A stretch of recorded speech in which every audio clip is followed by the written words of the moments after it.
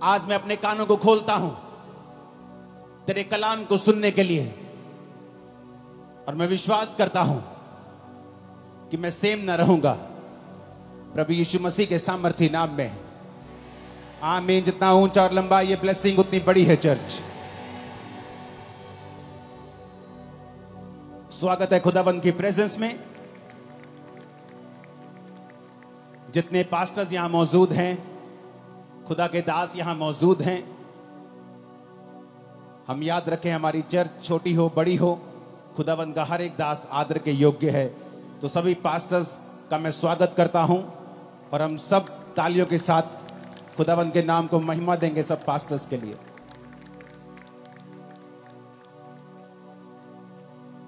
आज मेरा बिलीव है कि पवित्र आत्मा ने जो वचन मसा करके मुझे दिया है वो आपकी लाइफ को सेम नहीं रहने देगा। सब लोग बैठ जाओ, सब वॉलंटियर्स, खास तौर पे तुम लोग। कोई भी आसपास खड़ा नहीं होगा और अगले कुछ मिनट हम वचनों को देंगे और वॉलंटियर्स बोलकर लोगों को नहीं बिठाएंगे, सिर्फ आप इशारा करेंगे, हाथ जोड़ के बिठाएंगे। आज मेरा यह विश्वास है कि पवित्र आत्मा ने आपको जो वचन देना है वो आपकी लाइफ को सेम नहीं रहने देगा। सब कैमरास, फालतू ड्रोन सब बंद कर दो और सिर्फ अपना ध्यान परमेश्वर के वचनों की ओर लगाओ।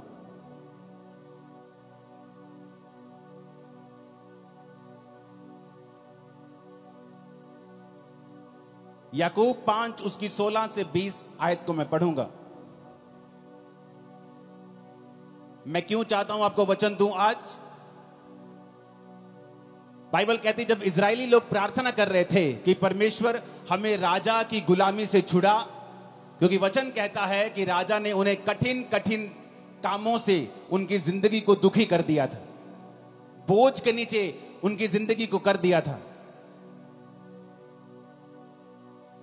और वचन कहता है कि वो परमेश्वर की भविष्यवाणी को याद करने लगे कि प्रभु ने कहा था कि 400 साल के बीतने के बाद मैं अपने लोगों को मिस्र से छुड़ा लूंगा। वो प्रार्थना करने लगे। जब 430 साल बीत गए, जब भविष्यवाणी पूरी नहीं हुई, क्योंकि वो नहीं जानते थे कि कोई भी भविष्यवाणी अपने आप पूरी नहीं होती जब तक आप उस भविष्यवाणी के विषय में प्रार्थना नहीं करते या काम नहीं करते। इसलिए नए नियम में लिखा हुआ है कि भविष्यवाणियों को तुच्छ ना जाना जाए, और जो भविष्यवाणी तेरे विषय में की गई हैं उनके अनुसार तू एक अच्छी लड़ाई को लड़े। पौलुस ने अपने बेटे, अपने स्पिरिचुअल संत तिमुथियुस से यह कहा। इसका मतलब भविष्यवाणियां अपने आप पूरी नहीं होती जब तक कि उन भविष्यवाणियों के विषय में लड़ा ना जाए। और हमारी लड़ाई इंसानों से नहीं, किसी पार्टी से नहीं, किसी धर्म से नहीं, बल्कि शैतान से है। और हम परमेश्वर के सामने भी प्रार्थना में लड़ते हैं, जिस तरह याकूब लड़ा था और जीत गया था। तो वचन कहता है कि हमें प्रार्थना करना जरूरी है, और उन भविष्यवाणियों के विषय में जो हमारे लिए की गई हैं उनके लिए भी हमें लड़ना जरूरी है, यानी प्रार्थना में फाइट करना जरूरी है। तो वचन कहता है कि जब वो फंस गए वहां पर, उन्होंने प्रार्थना करनी शुरू की।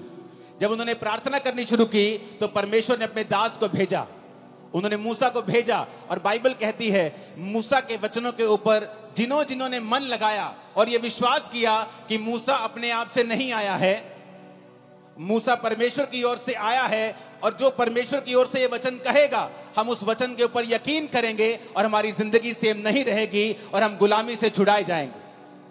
वो गुलामी चाहे बीमारी की हो, वो गुलामी चाहे शैतान की हो, वो गुलामी चाहे मानसिक हो, डिप्रेशन की हो, वो गुलामी किसी भी तरह की हो सकती है आपकी लाइफ में। लेकिन वचन ये कहता है कि जब आप परमेश्वर के वचन को सुनते हैं और फैसला कर लेते हैं कि आज से मैं अपना दिल दिमाग परमेश्वर के वचनों के ऊपर लगाऊंगा, तो वचन कहता है वो गुलामी नहीं रहती। परमेश्वर आपको बंधनों से छुड़ाता है और गुलामी से छुड़ाता है। और उस वचन को जो उसने मूसा को दिया था और लोगों को छुड़ा लिया था, आज मेरा विश्वास है कि परमेश्वर जो वचन आपके लिए देने वाले हैं वो पूरी तरह से आपको और आपके परिवार को छुड़ा लेगा। इस मसीह जिंदगी में क्या सबसे ज्यादा जरूरी है, क्या है सबसे ज्यादा इंपॉर्टेंट हमारी लाइफ में?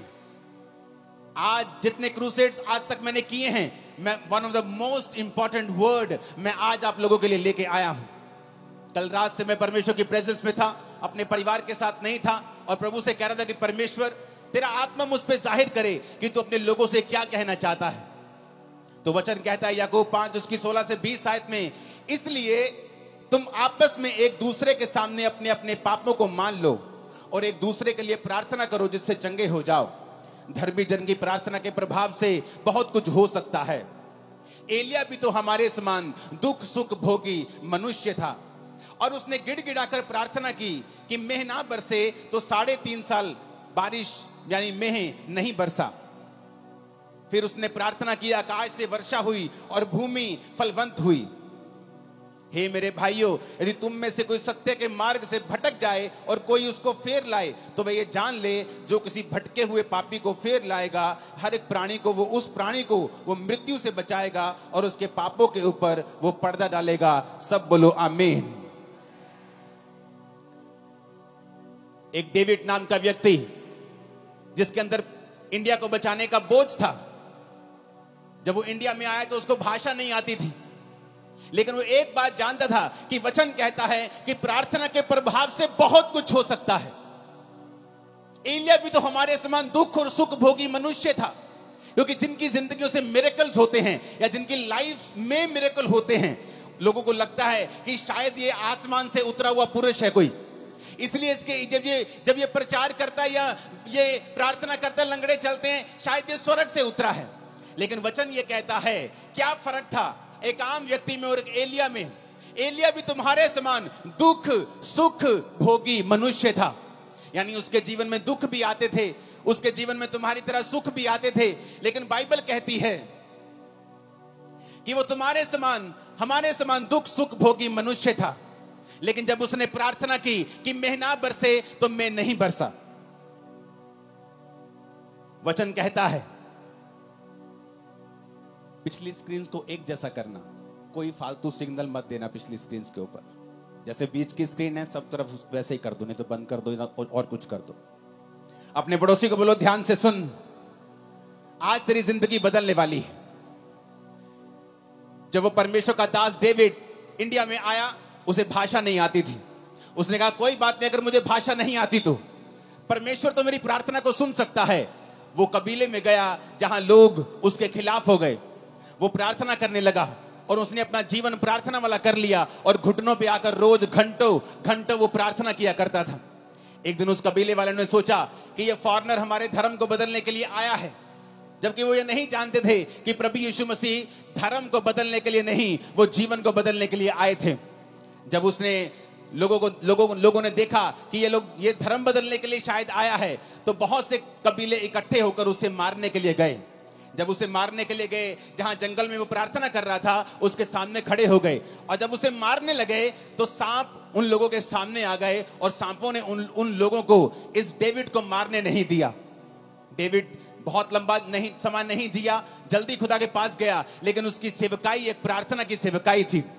और हिस्ट्री कहती है कि उस प्रार्थना के कारण जो उसने रोज रोज परमेश्वर के सामने की, परमेश्वर ने उस कबीले के ऊपर दया की और एक बड़ी बेदारी दी। आज वो सब लोग परमेश्वर में हैं, मसीह में हैं, सच्चाई को जान चुके हैं।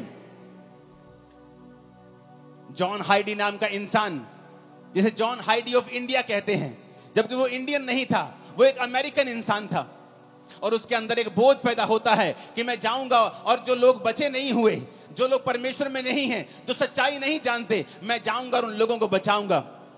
लेकिन उसने प्रार्थना करनी शुरू की। रोज वो 14-14 घंटे वो प्रार्थना करता था।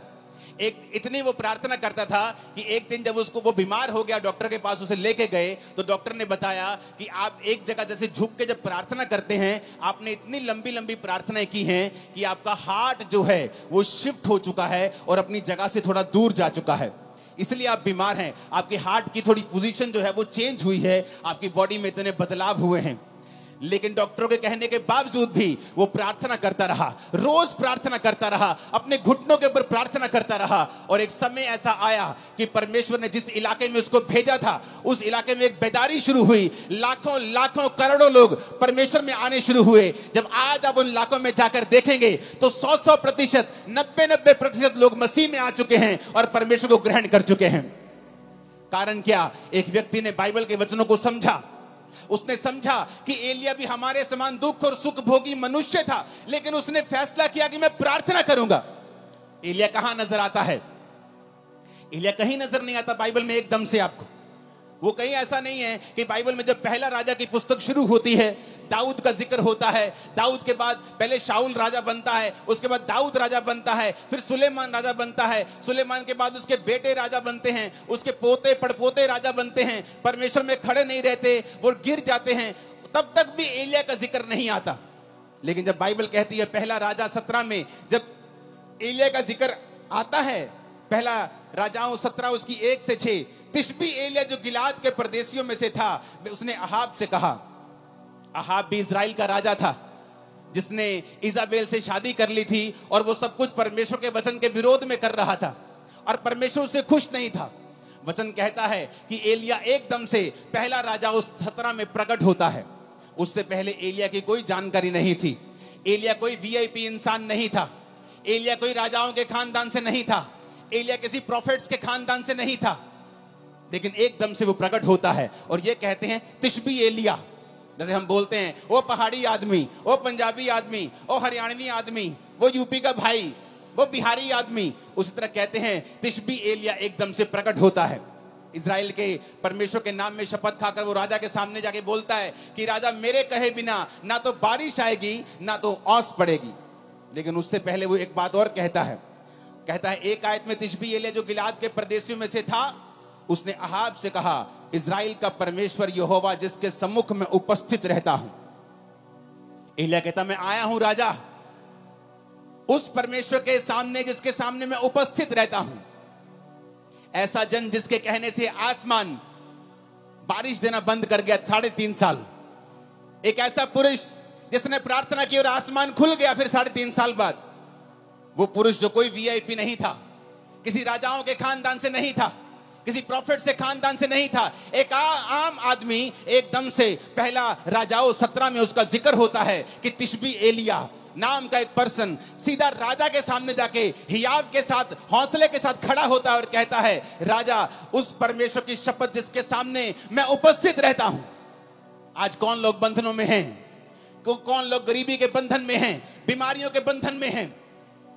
कौन लोग हैं जिनको शैतान सताता है? ये वो लोग हैं जो परमेश्वर के सामने घुटनों को नहीं टेकते हैं, जो एक दिन तो प्रार्थना करते हैं दूसरे दिन प्रार्थना करना छोड़ देते हैं, जो एक दिन तो चर्च जाते हैं उसके बाद दूसरे संडे छुट्टी कर लेते हैं, जिनको ये नहीं मालूम कि आपके पास एक पावरफुल हथियार है, प्रार्थना करने का हथियार।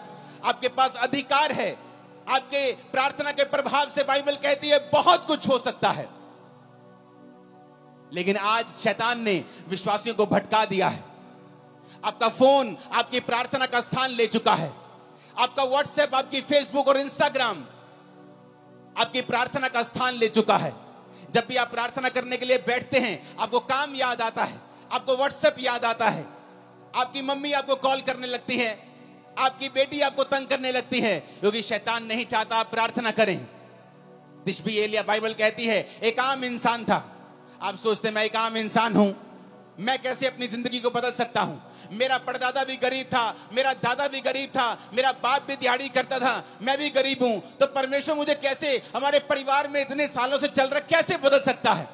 लेकिन वचन कहता है एलिया भी तुम्हारे समान दुख और सुख भोगी मनुष्य था, लेकिन जब उसने प्रार्थना की मेघ बरसे तो मेघ नहीं बरसा, जब उसने प्रार्थना की मेघ बरसे तो मेघ बरसा। ऊंची आवाज में बोलो हालेलुया। हम प्रार्थना के महत्व को समझते हैं। एक पास्टर प्रार्थना कर रहा था और काम कर रहा था। बहुत साल उसने सेवा की लेकिन इतने रूहें नहीं बचा पाया। उसको आंखों का रोग हो गया। जब आंखों का रोग हो गया उसने कहा अब तो मैं सेवा नहीं कर सकता लेकिन मैं प्रार्थना करूंगा, और उसने प्रार्थना करनी शुरू कर दी। जब उसने प्रार्थना करनी शुरू की, परमेश्वर ने एक पास्टर, 2 पास्टर भाई थे, उनके दिल में डाला कि वो जाएं और उस जगह के ऊपर प्रचार करें। और हिस्ट्री बताती है कि जब उसने प्रार्थना की तो रिवाइवल शुरू हुआ। वो 16-16 घंटे, 14-14 घंटे रोज प्रार्थना करता था। और उस जगह पे जब रिवाइवल आया तो 1 लाख लोग रोज यीशु मसीह को अपना जीवन देने लगे और पूरा इलाका परमेश्वर में आ गया। कारण प्रार्थना। कारण ये नहीं था कि वो दुनिया के बेस्ट बाइबल स्कूल में पढ़े थे या वो दुनिया के सबसे ऊंची यूनिवर्सिटी में पढ़े थे। उन्होंने बाइबल के वचन को समझ लिया था कि जब तू प्रार्थना करेगा मैं रास्तों को खोलूंगा, मांगो तो दिया जाएगा। उन्होंने समझ लिया था कि अगर मेरी जिंदगी में जो कुछ नहीं है इसका कारण यह है कि हमने प्रार्थना नहीं की। जॉन हैडी, जिसकी वजह से पूरे का पूरा इलाका, पूरे की पूरी स्टेट्स परमेश्वर में है, वो कहता था आज प्रार्थना करने वाले लोग बहुत कम हैं और रोने वाले प्रार्थना में उससे भी कम हैं और आहें भरने वाले प्रार्थना में तो है ही नहीं है। क्योंकि आज हम पवित्र आत्मा को समय नहीं देते कि वो आए और हमारे अंदर से हमको इस्तेमाल करे। आज प्रार्थना का जीवन नहीं है, इसलिए शैतान ये बात जानता है। वो बात जानता है, इसीलिए वो आपकी लाइफ में काम करता है। लेकिन वचन ये कहता है अगर आप इस प्रार्थना की पावर को समझ जाएंगे, अगर आप समझ जाएंगे आपके पास एक अधिकार है और आप परमेश्वर से प्रार्थना कर सकते हैं, जब तक वो उत्तर ना दे तब तक प्रार्थना कर सकते हैं, आपकी लाइफ कभी भी सेम नहीं रहेगी।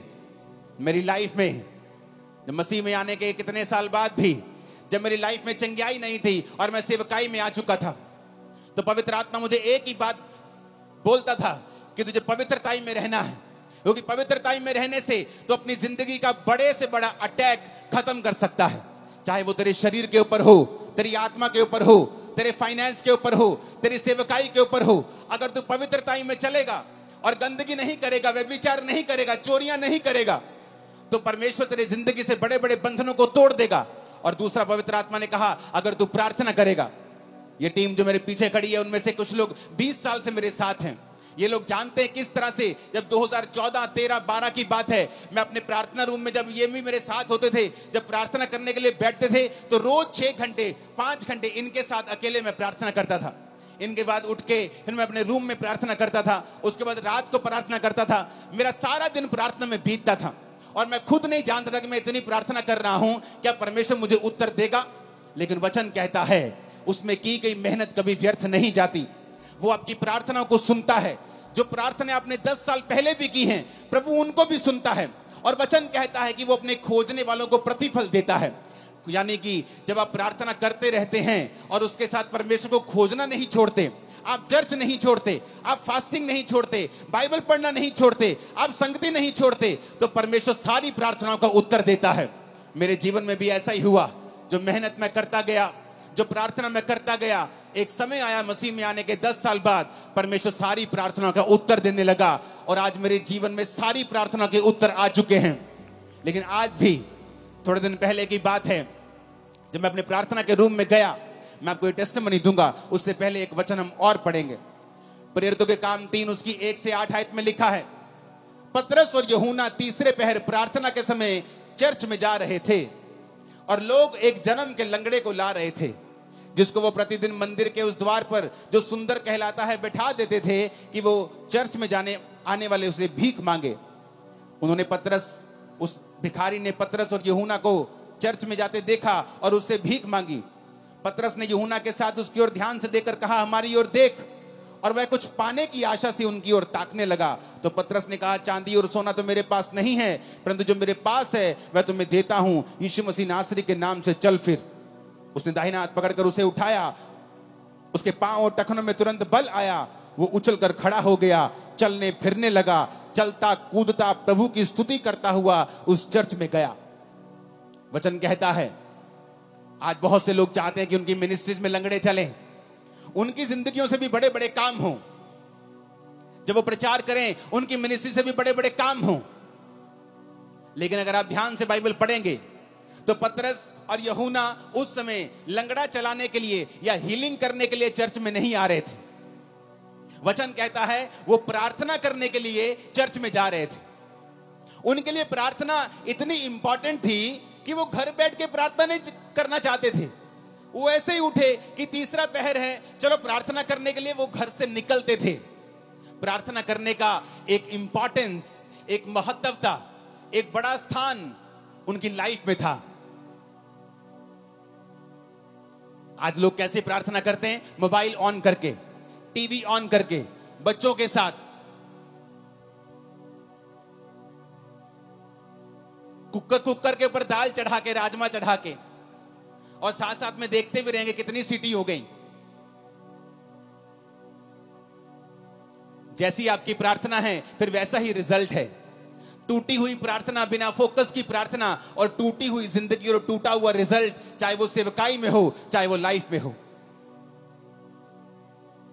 इधर वो जा रहे हैं, कहां? चलो आओ चर्च में चले, तीसरे में प्रार्थना करने के लिए। कहां है? चलो 5 किलोमीटर, चलो चलते हैं चर्च में प्रार्थना करने के लिए। अरे क्या प्रार्थना करने के लिए इतनी दूर जाना? चलो किसी कमरे में बैठ के थोड़ा सा कर लेते हैं प्रार्थना। इंपॉर्टेंस, महत्वता, प्रार्थना के जीवन को कीमती समझना, उसे स्पेशल समझना।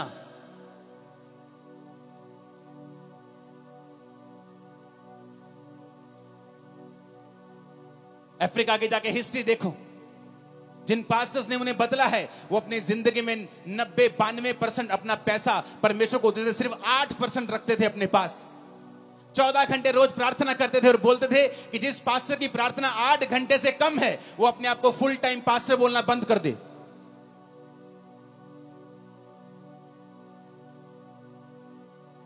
और बोलते थे कि जब हम प्रार्थना नहीं करते थे, जोर जोर से बोलते थे, लोग समझते नहीं थे। जब हम प्रार्थना करके जाते थे तो हम जो भी बोलते थे लोगों के हृदय में जाता था और लोग चेंज होते थे।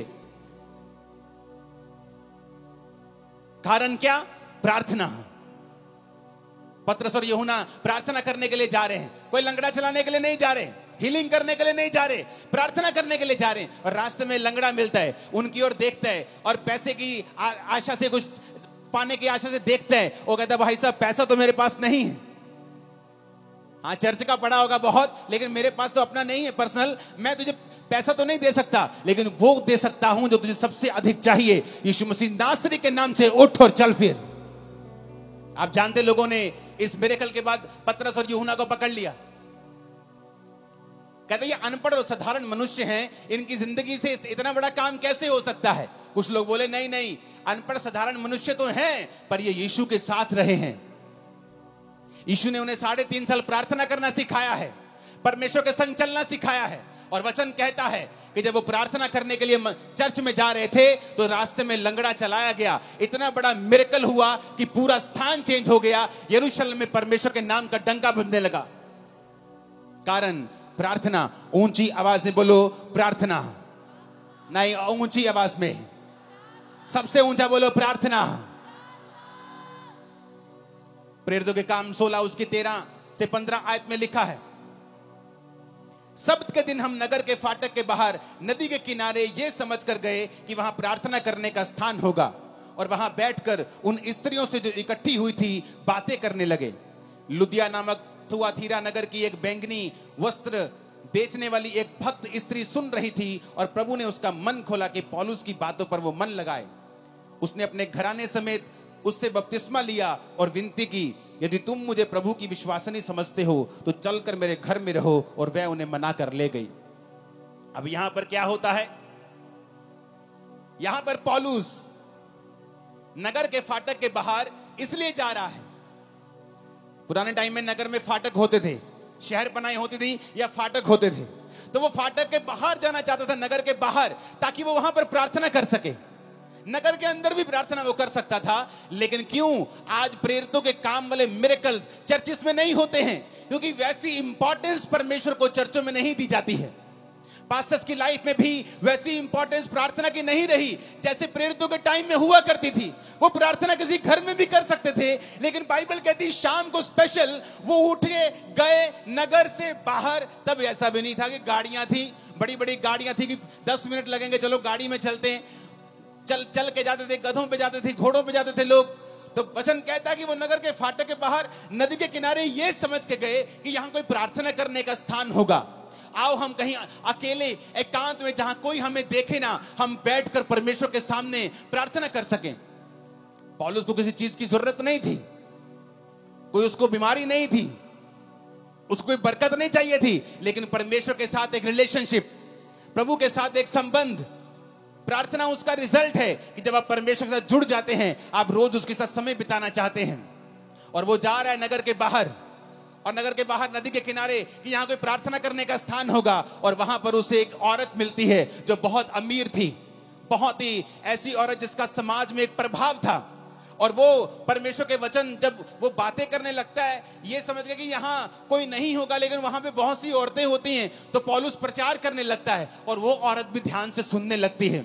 और जैसे जैसे वो सुनने लगती है, परमेश्वर का आत्मा उसे छूता है, और जब उसको छूता है उसका घराना और वो बपतिस्मा लेने लगते हैं, और बपतिस्मा लेके पौलुस को अपने घर ले जाते हैं। हमें क्या शिक्षा मिलती है यहां से? कि पौलुस भी प्रचार करने के लिए वहां नहीं गया, पौलुस भी प्रार्थना करने के लिए वहां जा रहा था। लेकिन जब वो प्रार्थना करने के लिए वहां जा रहा था, तो वहां उसे प्रचार करने का मौका मिला। पतरस भी प्रार्थना करने के लिए चर्च में जा रहा था, लेकिन वहां उसे चंगाई करने का मौका मिला। तो हम क्या देखते हैं? वो सेवकाइयां जिनकी सेवकाइयों से ज्यादा हीलिंग्स होती हैं, और रूहें भी उन्हीं सेवकाइयों में बचती हैं जिन्होंने प्रार्थना को प्रथम स्थान दिया हुआ है, जिनकी जिंदगी में प्रार्थना प्रथम स्थान के ऊपर है। जो लंगड़ा चलाने के लिए प्रार्थना नहीं कर रहे, वो प्रार्थना करने के परमेश्वर के सामने उन्हें जाना है। वो प्रचार करने के लिए बाइबल नहीं पढ़ रहे, वो पढ़ रहे हैं क्योंकि परमेश्वर के साथ उन्हें समय बिताना है। और प्रार्थना करने के लिए नदी के किनारे कहीं बाहर जा रहा है, और परमेश्वर उसे वहां पर मौका देता है कि वो प्रीच करे। यानी रूहें भी प्रार्थना करने का रिजल्ट है, रूहें बचना, और चंगाई भी प्रार्थना करने वाली मिनिस्ट्री का ही रिजल्ट है। आज हम भूल चुके हैं। एज ए बिलीवर हमारा पहला काम है परमेश्वर के सामने रोज जाना और प्रार्थना करना, क्योंकि शैतान कुछ भी करेगा, आपकी प्रार्थना के जीवन को वो खत्म करने की कोशिश करेगा। क्योंकि जिस दिन आपकी प्रार्थना लग गई, प्रार्थना में ब्रेक लग गई, उस दिन जीसस से आपकी ब्रेक लग गई। A break in prayer, a break in Jesus. प्रार्थना में ब्रेक का मतलब है जीसस से ब्रेक लग जाना। शैतान ये बात को जानता है। बाइबल पढ़ के देख लो, जहां जहां प्रार्थना हुई वहां वहां परमेश्वर ने बहुत सी चीजों को बदला है। जिन्होंने प्रार्थना नहीं की वो विष मांगते रह गए हैं। आपका परमेश्वर परमेश्वर है, वो जीनी नहीं है कि आप उस रगड़ेंगे और वो निकलेगा और आप कहेंगे मुझे ये चाहिए। वो परमेश्वर है, उसका वचन कहता है मांगो तो दिया जाएगा, ढूंढो तो तुम पाओगे, खटखटाओ तो तुम्हारे लिए खोला जाएगा। तुमने कंप्लेंट की है अपने पास्टर से, अपने पति की, कि ये नशा करता है, अपने बेटे की नशा करता है, लेकिन कभी प्रार्थना नहीं की। हाँ मैंने की है प्रार्थना। कितनी देर? आधा घंटा। एक बार की? अच्छा रोज की? हाँ मैंने 2 महीने की। उसके बाद मैंने प्रार्थना करनी बंद कर दी। मैं चर्च में भी कम जाती हूँ, कभी कभी जाती हूँ बड़ी मीटिंग में, लेकिन मैं पास्टर को रोज फोन करके तंग करती हूँ कि मेरे लिए, मेरे बेटे के लिए प्रार्थना करना। वचन कहता हर एक व्यक्ति अपना बोझ स्वयं उठाएगा। आपका पास्टर आपको वचन देगा, हाँ वो आपके बेटे के लिए प्रार्थना भी करेगा, लेकिन परमेश्वर ने आपकी ड्यूटी लगाई है, तू बच, तेरा घराना बचाया जाएगा। तू कैसे बचेगा, तू कैसे बचेगी अगर तेरी प्रार्थना जीरो है? तो एक आदमी को परमेश्वर ने कहा मैं तुझे इस्तेमाल करूंगा, इस जगह पे, इस नगर में, इस देश में तुझे इस्तेमाल करूंगा। वो चला गया। पवित्र आत्मा ने कहा प्रार्थना करनी पड़ेगी। प्रार्थना करता रोज, क्योंकि उसको चर्च से पैसा नहीं लेना था, तो वो शाम तक काम करता था, शाम के बाद आता था और प्रार्थना करता था। जब कुछ साल रिजल्ट नहीं आया तो उसने फैसला किया कि अब मैं काम नहीं करूंगा, अब मैं सिर्फ प्रार्थना करूंगा। तो परमेश्वर ने उसका कुछ इंतजाम किया, कुछ रिटायरमेंट का इंतजाम किया, पैसों का इंतजाम किया कि वो 24 घंटे प्रार्थना कर सके, और वो लगातार उस देश के लिए प्रार्थना करने लगा। 7 साल के बाद जब वो लगातार प्रार्थना करने लगा, उस देश में एक लॉ पास हो गया, सारे वेश्या के अड्डे, सारी दारू की दुकानें बंद हो गईं, और देश के 99% लोगों ने परमेश्वर को ग्रहण कर लिया। उसकी इंटरव्यू हुई, लोग उसके पास आके पूछने लगे क्या किया आपने, आपने ऐसा क्या किया कि ये सारे लोग परमेश्वर में आ गए? उसने कहा आओ मैं तुम्हें दिखाता हूं।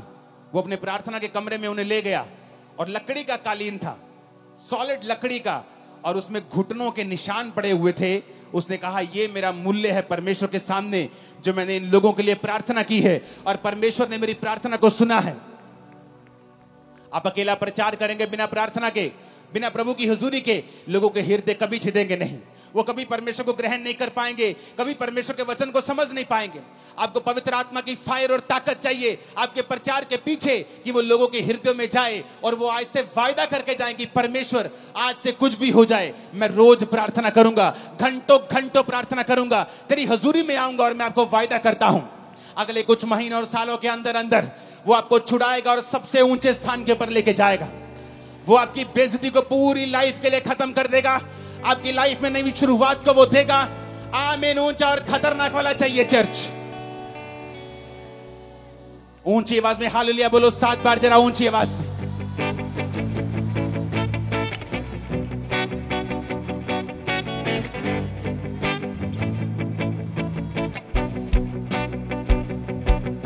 Hallelujah, hallelujah.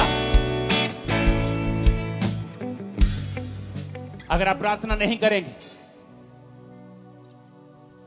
हन्ना अपने पति से लड़ती थी रोज, मेरे बेटा क्यों नहीं, मेरे बच्चा क्यों नहीं है।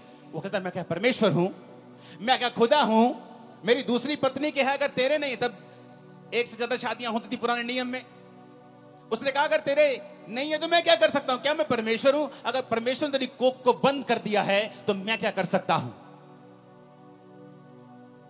उसका रोना उसको बच्चा नहीं दिला पाया, रोज रोती थी, बच्चा नहीं हुआ, रोज कर लाती थी, कंप्लेंट भी करती होगी, परमेश्वर को ताने भी मारती होगी, कुछ नहीं हुआ। एक दिन हन्ना ने फैसला कर लिया, पहला शमूएल 1 उसकी 9 से 20 आयत में लिखा है कि हन्ना एक दिन परमेश्वर के घर में गई और वहां प्रार्थना करने लगी। और प्रार्थना कैसी की, दिल से टूटे हुए मन के साथ, क्योंकि वचन कहता है वो टूटे और पिसे हुए दिल को कभी तुच्छ नहीं जानता। उसने परमेश्वर से प्रार्थना की कि परमेश्वर अगर तू अपनी दासी के दुख की ओर दृष्टि करे और मेरे को बेटा दे तो मैं तेरे भवन में वो बेटा तेरी सेवा के लिए दे दूंगी। और उसके होंठ हिलते थे क्योंकि वो पूरे मन से प्रार्थना कर रही थी, आंसुओं के साथ, लेकिन सुन नहीं रहा था वो क्या कह रही है। उस घर के सेवक ने समझा कि ये नशे में है। उसने कहा ए औरत, अपना नशा छुड़ा, अपना नशा छोड़ दे, क्या वक वक बुड़बुड़ कर रही है तू। उसने कहा मैं नशे में नहीं आई हूं प्रभु के दास, मैंने जो कुछ भी अब परमेश्वर को कहा है बहुत ही शोकित और कुड़ाई जाने के कारण कहा है। लोगों ने मुझे ताने मारे हैं, मेरी सौतन ने मुझे ताने मारे हैं, सास ने, सब ने ताने मारे हैं, मेरा दिल टूट गया है। मैंने फैसला कर लिया है कि मैं अपना जीवन प्रभु को दूंगी, मैं प्रार्थना करूंगी और परमेश्वर को अपना बेटा भी चढ़ा दूंगी। आपका एक फैसला प्रार्थना करने का, आपका एक फैसला सेवा करने का, आपका एक फैसला पवित्रताई में चलने का आपकी पूरी लाइफ की बेइज्जती को बड़ी इज्जत में चेंज कर देगा। मैं भविष्यवाणी कर रहा हूं, आपकी सेवकाई को पूरी तरह से बदल देगा। मैं भविष्यवाणी कर रहा हूं, आपके बच्चों की लाइफ को पूरी तरह से बदल देगा। मैं भविष्यवाणी कर रहा हूं। आमीन। ऊंचा आशीष आपकी है चर्च। Hallelujah, hallelujah.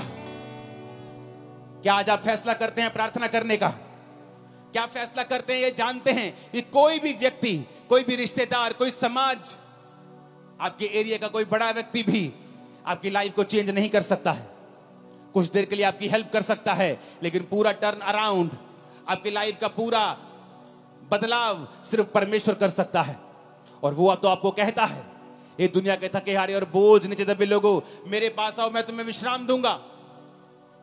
मुझसे सीखो, मैं मन में दीन हूं, नम्र हूं। अपना जुआ मुझे दे दो। तुम्हारा जुआ भारी है, तुम्हारा बोझ भारी है, तुम्हारी बीमारियों का बोझ तुम नहीं उठा पाओगे, डिप्रेशन का बोझ तुम नहीं उठा पाओगे। मेरा बोझ ले लो। उसका बोझ क्या है? प्रार्थना करना उसका बोझ है, रूहों को बचाना उसका बोझ है, परमेश्वर के वचन के अनुसार चलना उसका बोझ है। उसने कहा तुम मेरे अनुसार चलो तो तुम अपने मन में विश्राम पाओगे। वो विश्राम जो बड़े बड़े खरबपतियों को दिल में नहीं है।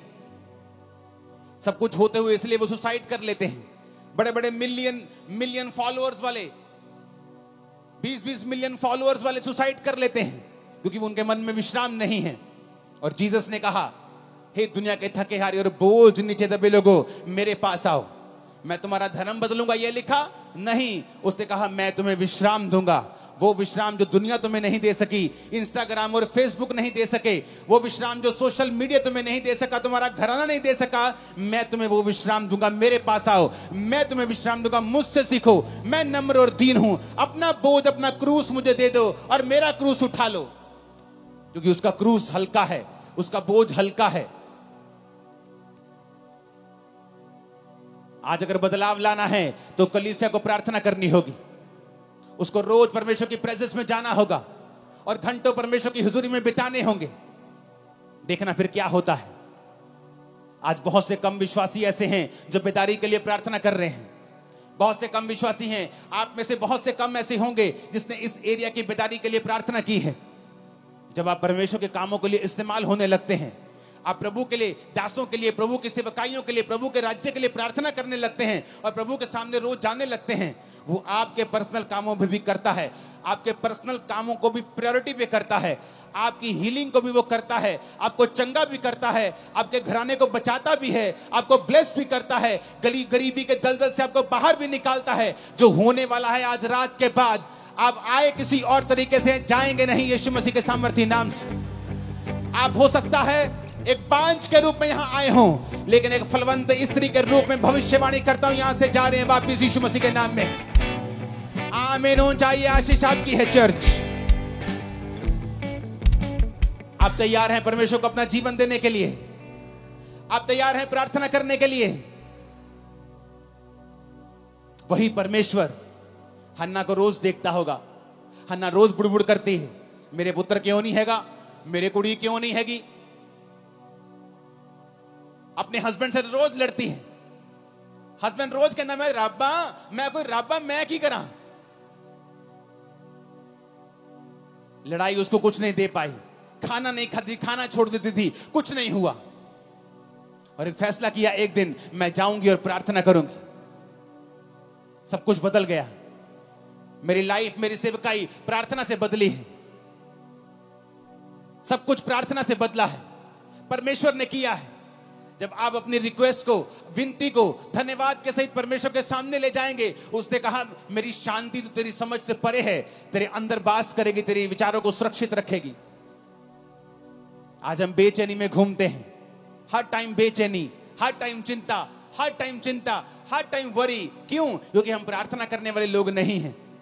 अगर हम प्रार्थना करेंगे तो चिंता नहीं रहेगी, प्रार्थना करेंगे डिप्रेशन नहीं रहेगा, प्रार्थना करेंगे बीमारियां नहीं होंगी, क्योंकि बाइबल कहती है मुझ में की गई मेहनत कभी व्यर्थ नहीं होती, परमेश्वर ने कहा। जब मैं परमेश्वर में आया और प्रभु के बारे में मुझे मालूम हुआ, जब पहली प्रार्थना मेरे सिर पर हाथ रख के हुई थी, मैं कंप्यूटर इंजीनियर था, तब पहली प्रार्थना में समझ आ गई थी, क्योंकि मैं सब जगहों पे जा चुका था, सुसाइड करने वाला था, लेकिन ये बीमारियां और ये डिप्रेशन, नशे मुझे छोड़ के नहीं जा रहे थे। जिस दिन पहली प्रार्थना में समझ आ गई थी कि मेरे जीवन में सचमुच परमेश्वर बड़े काम कर सकता है, जो पहला करंट मुझे प्रार्थना का लगा था, उससे मुझे समझ आ गई थी। लेकिन मैं हील नहीं हुआ, चंगा नहीं हुआ। और एक दिन पवित्र आत्मा ने मुझसे कहा वचन के जरिए, क्योंकि वचन मुझे पढ़ना पड़ता था, नहीं तो मेंटली अपसेट के अटैक होते थे मुझे, तो बाइबल पढ़ने से मेरे वो ठीक हो जाते थे। तो बाइबल पढ़ते पढ़ते वचन आया, हे मेरे प्रिय भाइयों, हियाब बांधो, दृढ़ रहो, क्योंकि तुम जानते हो मसीह में की गई मेहनत कभी व्यर्थ नहीं जाती। यहां लगा यह वचन दिल में, रेमा बन गया। मेहनत करनी शुरू की, 40 रोजे रखे, साल में 1 बार, 2 बार, 3 बार, 4 बार, 5 बार, 5वीं बार या 6ठी बार रोजे थे तो परमेश्वर ने मुझे छुआ और 2005 में उस डिप्रेशन से पूरी तरह आजाद कर दिया। आज 25 हो चुका, 20 साल से मैं पूरी तरह से आजाद हूं, नशे से, डिप्रेशन से। कारण क्या?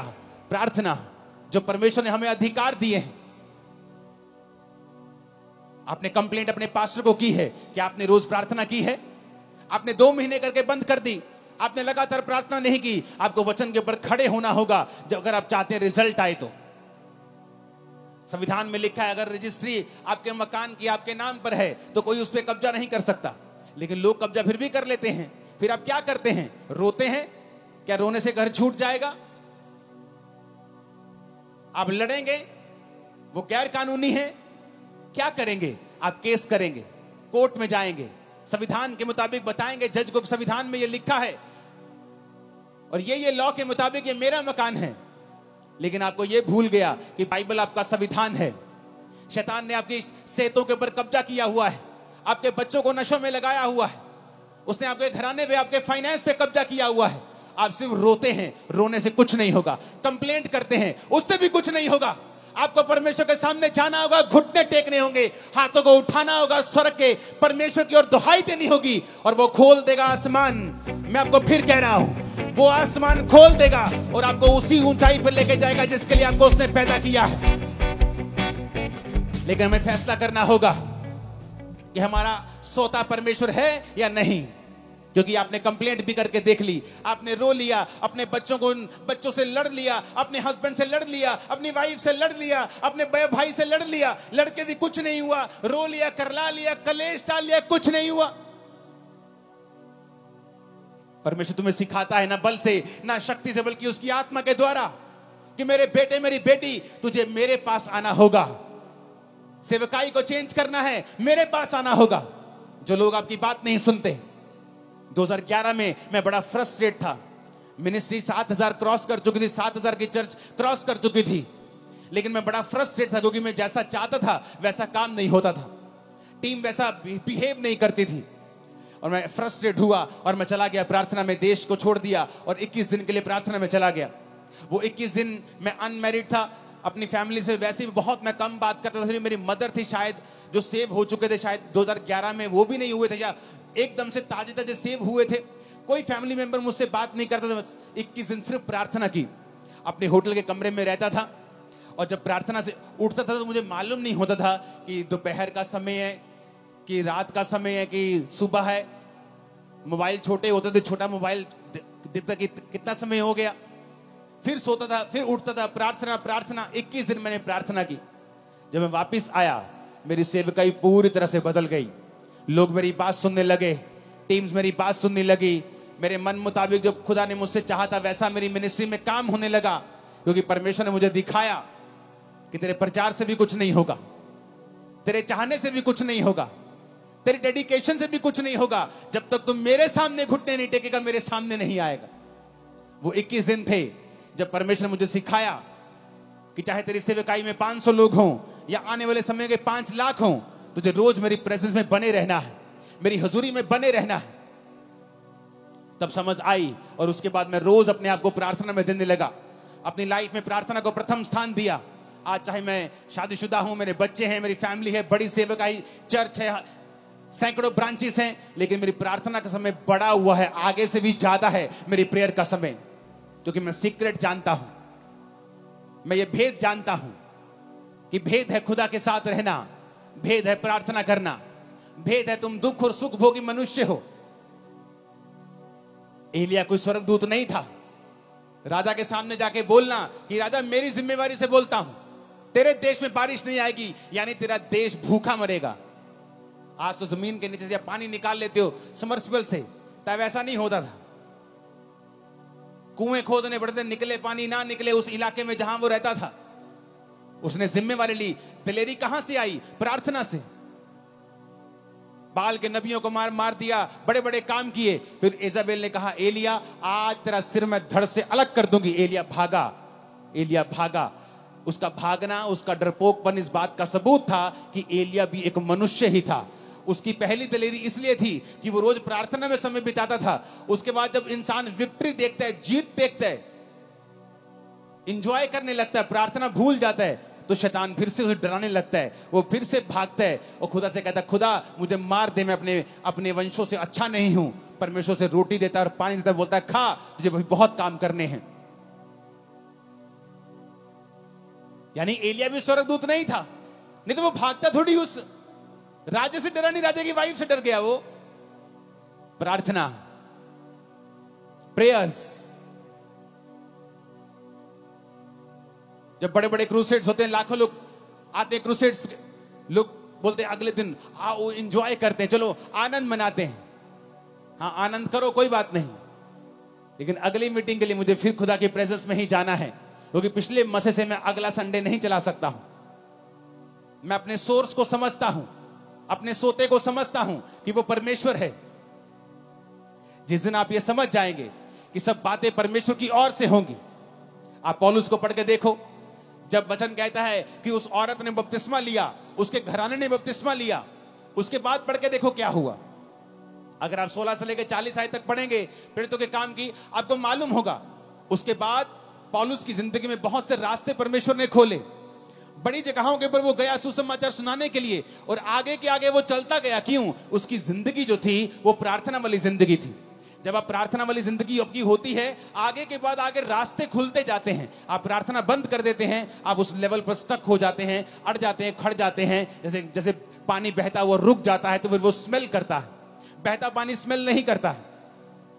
आप पढ़ो पौलुस को, सिर्फ ये मिरेकल नहीं हुआ रूहें बचाने का, आगे भी बहुत से मिरेकल्स उसकी सेवकाई में हुए, क्योंकि वो प्रार्थना करने वाला जन था।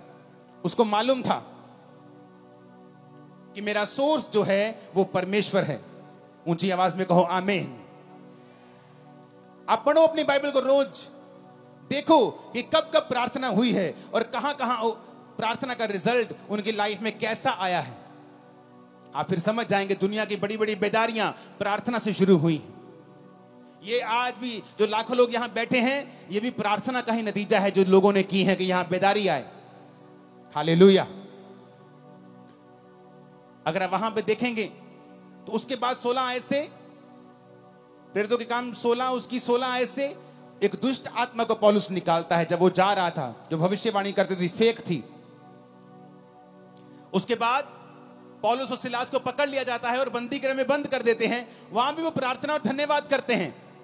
वहां का दरोगा, वहां के लोग जब भूकंप देखते हैं उस जेल में और परमेश्वर छुड़ा लेता है, उनको भी वहां बचाता है। देखो कितने मिरेकल जुड़े हुए हैं इसी घटना के साथ। कैसे हुए? प्रेयर्स के कारण, कि वो जानते हैं अगर हम प्रार्थना करेंगे तो स्वर्ग खुलेगा। प्रभु यीशु मसीह उससे ऊपर तो कोई नहीं है, लेकिन वचन कहता है 12 चेले चुनने से पहले प्रभु यीशु मसीह ने सारी रात प्रार्थना की। अगर वो परमेश्वर है तो फिर प्रार्थना करने की क्या जरूरत है? उसे सब मालूम है। लेकिन बाइबल कहती है वो संपूर्ण मनुष्य भी था और संपूर्ण परमेश्वर भी था, इसलिए उसे मनुष्य का पुत्र भी कहा जाता है और परमेश्वर का पुत्र भी कहा जाता है। सारी रात प्रार्थना की। कल आपकी बेटी का रिश्ता होने जा रहा है। आज रात को आप क्या कर रहे हैं? आप टीवी देख रहे हैं। कल आपने बड़े इंपॉर्टेंट काम के लिए जाना है। आज रात आप क्या कर रहे हैं? आप व्हाट्सएप पे हैं, आप इंस्टाग्राम पे रील्स देख रहे हैं। जिसकी तो रील्स देख रहे हैं उसको तो पैसे मिल रहे हैं, जिसको तो यूट्यूब पे आप फॉलो कर रहे हैं उसको तो पैसा मिल रहा है। आपको क्या मिल रहा है? इतने वेले मत बनो कि तुम अपने वैल्यू को, अपने टाइम की वैल्यू को पहचान ना सको। जो आज दुनिया में जिन्होंने कुछ किया है, उनके 4 हाथ और 2 दिमाग और 4 आंखें नहीं है। हमारी तरह 2 आंखें और 2 हाथ और 1 दिमाग ही है। अपने समय का सदुपयोग करो, उसे परमेश्वर में इन्वेस्ट करो, लगाओ उसे परमेश्वर में, और आप अच्छा समय काटने वाले हैं। मैं भविष्यवाणी करके जा रहा हूं, अच्छा समय मुकेरिया चर्च आप काटने वाले हैं। आमीन ऊंचा चाहिए। हालेलुया। पढ़ो बाइबल, देखो क्या हुआ है प्रार्थनाओं के बाद। आप ध्यान से बाइबल पढ़ेंगे, इस स्थिति से पढ़ेंगे कि मैं पढ़ना चाहता हूं, मैं देखना चाहता हूं क्या हुआ है प्रार्थना करने के बाद। कितने बदलाव आए हैं सेवकाइयों में, पर्सनल लाइफ में, मैरिड लाइफ में, बच्चों की जिंदगी में, फाइनेंशियल लाइफ में, सोशल लाइफ में। बहुत से बदलाव आप देखेंगे जिस दिन आप प्रार्थना करने का मन बना लेंगे। मैं करता जी, मैं नहीं करता जी प्रेयर, मेरी वाइफ बहुत करती प्रेयर। और वचन क्या कहता है कि आदमी को लीड करने के लिए चुना गया है। जब आदमी, घर का आदमी लीड नहीं करेगा, वो घर कहीं नहीं पहुंचेगा। औरत को जो आदमी लीड कर रहा है उसे संभालने का मसा दिया गया है। आज अगर इस सेवकाई में सैकड़ों ब्रांचेस हैं, उन्हें संभालने वाला मैं नहीं हूं, मेरी वाइफ है। स्पिरिचुअल सेवकाई करने वाला, प्रोटोकॉल बनाने वाला, दर्शन दिखाने वाला, आगे लेके जाना है, वो मेरा काम है। प्रभु क्या चाहता है, क्या बनाना है, नया क्या करना है, वो मेरा काम है। लेकिन जिस घर का आदमी प्रार्थना में नहीं होगा, यानी उस घर का अगुआ डेड है, तो फिर जो उस घर में है बस वाइफ वही संभाल के रखेगी। अगर वो उसके पास 200 है तो वो 200 को संभाल के रखेगी, 500 है तो 500 को संभाल के रखेगी। क्योंकि तुमने परमेश्वर से अगुवाई नहीं पाई है कि तुम आगे बढ़ सको। तुम आगे बढ़ोगे, तुम्हारी वाइफ उसे संभाल के रखेगी, पर तुम आगे तब बढ़ोगे जब परमेश्वर तुम्हारी आंखें खोलेगा और तुम्हारी अगुवाई करेगा। अब्राहम ने जब हाजिरा को निकाल दिया, इस्माइल को निकाल दिया, तो हाजिरा एक जगह जब रोटी पानी खत्म हो गया तो रोने लगी। और रोने लगी तो परमेश्वर ने कहा, हाजिरा मत रो, क्योंकि मैंने उस लड़के की प्रार्थना को सुना है।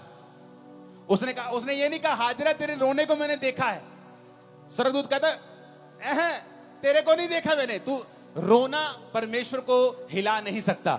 नहीं तो हॉस्पिटल में हर एक मर्द औरत जिसका आज एक लौता बच्चा है, जिसकी माँ बाप आज हॉस्पिटलाइज बेड पे हैं, आईसीयू में, सब रोते और खुदा उनको चंगा कर देता। रोना प्रभु को हिला नहीं सकता है, विश्वास उसको हिलाता है। उसने कहा स्वर्गदूत ने, क्यों रो रही है? मेरे पास पानी नहीं, मेरे पास रोटी नहीं, हम मर जाएंगे। उसने कहा परमेश्वर ने उस लड़के की प्रार्थना को सुना है। क्यों? क्योंकि वो लड़का अब्राहम के साथ रहता था। अब्राहम, उसका बाप, उसको प्रार्थना करनी आती थी अब्राहम को। वो अपने बाप को जानता था, बाप को प्रार्थना करते देखता था, रिजल्ट भी आते थे, वो देखता था। इसलिए जो लोग आज ऐसी चर्चों में जाते हैं जहां प्रार्थना का महत्व है, जो जीवित चर्चिस हैं, उनकी जिंदगियां बदलनी शुरू हो जाती हैं, क्योंकि वो अपने अगुओं को उस तरह से प्रार्थना करते देखते हैं। लेकिन जिन पास्टर्स की खुद प्रेयर नहीं है, आप भी अंधे और आपके लोग भी अंधे, आप भी भटक रहे हो, आपके लोग भी भटक रहे, आप भी दुखी, आपके लोग भी दुखी। तो उस दूत ने कहा परमेश्वर ने तेरे बेटे की प्रार्थना को सुना है, उसके आंसू देखें, उसकी प्रार्थना को सुना है। और पास में एक कुआं दिखाई दिया, उसकी आंखें लिखा खोल दी, यानी चंगाई उसके पास थी। लेकिन जब आंखें बंद होती हैं आपको कुछ नजर नहीं आता है। हल आपके पास ही पड़ा होता है, नजर नहीं आता। सालों साल घर में दबा रहता है, नजर नहीं आता। जिस दिन आप यहोवा को पुकारते नजर आता है। आज मैं प्रार्थना करता हूं, यहोवा आपकी आंखों को खोल दे और आपको हल नजर आए यीशु मसीह के सामर्थ्य नाम में। यीशु के नाम में हल नजर आए आपको, यीशु के नाम में। आमीन हो चाहिए, आशीष हमारी है चर्च। आप मेरी बात को समझ रहे कि नहीं? हल नहीं होगा। आपकी आंखों के सामने एक कुआं होगा और आपकी आंखें बंद होंगी। आप कभी कुएं के खब्बे, कभी कभी कुएं के सज्जे, कभी आप सीधा नहीं जा पाएंगे। क्यों? आपकी प्रार्थना जीरो है, आपका परमेश्वर के साथ कोई संबंध नहीं है। अब्राहम ने कहा अपने नौकर को, जा और मेरे बेटे के लिए एक बहू लेके आ। जाके वो प्रार्थना करता है। उसे मालूम था इट इज इम्पॉसिबल कि मैं एक अच्छी लड़की ले जाऊं, इट इज इम्पॉसिबल। प्रार्थना करता है, हे पिता, ऐसी लड़की जो मुझे पिलाए, मेरे ऊंटों को पिलाए, ऐसी लड़की भेज। और परमेश्वर भेजता है। क्यों? प्रेयर। हर ग्रेट आदमी जानता है प्रेयर उसका राज है, उसका सीक्रेट है। आपकी लाइफ में प्रेयर नहीं है, आपकी लाइफ में कुछ नहीं है। फिर आप टाइडर हो सकते हैं, चर्च के फाइनेंशियल सपोर्टर हो सकते हैं, लेकिन परमेश्वर की निगाह में आपकी बहुत बड़ी वैल्यू नहीं है।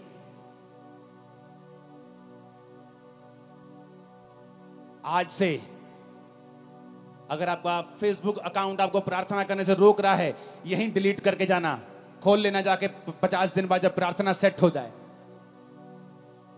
खुदा ने कहा ऐसा इंसान जो तुम्हें काना करता है,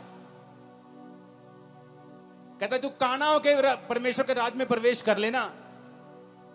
ऐसा ना हो कि 2 आंखें रख के तू नरक में चला जाए। फेसबुक अकाउंट रखने का कोई प्रॉब्लम नहीं, लेकिन अगर वो प्रार्थना खत्म कर रहा है तो डिलीट कर दो और प्रार्थना में चले जाओ।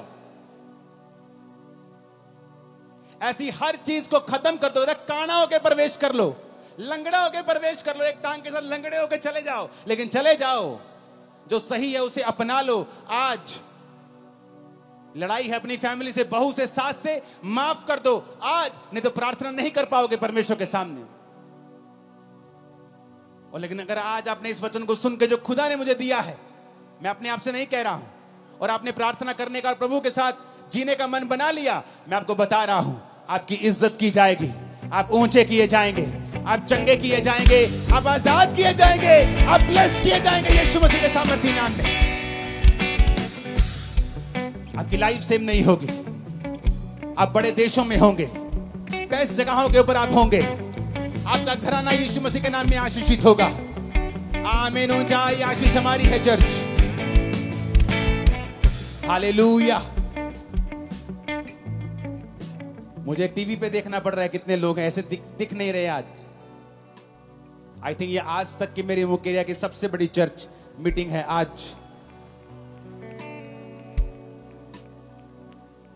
प्रॉब्लम यह है कि जब कनक वगैरह कटती है तो ही हो पाते हैं इतनी बड़ी जगह बैठने के लिए, पार्किंग के लिए। लेकिन मैं प्रेयर कर रहा हूं कि हम हर दिनों के बाद, 10 दिन बाद, 12 दिन बाद एक बड़ी मीटिंग कर सके।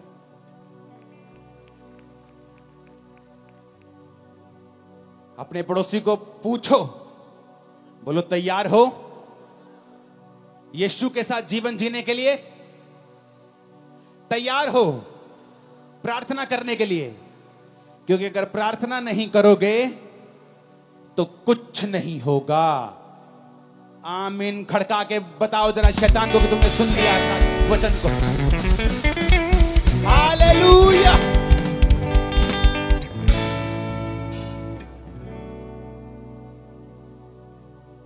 अपने हाथों को उठाओ, वायदा कर जाओ आज खुदा के साथ कि प्रभु आज से मेरा जीवन तेरा, मैं वचन पर मन लगाऊंगा, रोज प्रार्थना करूंगा। ऊंची आवाज में प्रार्थना करो सब जन। इस जीवन भर में सदा तुझको मैं याद करूंगा। इस जीवन भर में सदा तुझको मैं याद करूंगा। तेरा आत्मा पाकर, तेरी इच्छा जानकर आगे मैं बढ़ता जाऊंगा। तेरा आत्मा पाकर, तेरी इच्छा जानकर आगे मैं बढ़ता जाऊंगा। हालेलुया स्तुति महिमा हमेशा यीशु मसीह को देंगे। हालेलुया स्तुति महिमा हमेशा यीशु मसीह को देंगे। Hallelujah hallelujah hallelujah. अपने हाथों को उठा लो सब जन और सब जन खड़े हो जाओ। Hallelujah hallelujah. क्रूस पर बलि द्वारा उठाकर अपने हाथों को खुदा से बात करो। आज मेरा बिलीव है कि यीशु मसीह यहां पर जो लंगड़े आए हैं उनको चंगा करेगा, जो अंधे यहां आए उन्हें चंगा करेगा, जो व्हील चेयर के ऊपर आए उन्हें वो चंगा करेगा। मेरा विश्वास है कि आज जिनको सुनाई नहीं देता, जो बहरे हैं, यीशु मसीह का आत्मा उन्हें छुएगा और चंगा करेगा। मेरा विश्वास है कि नशों के रोगी आज चंगे होंगे और आजाद होंगे।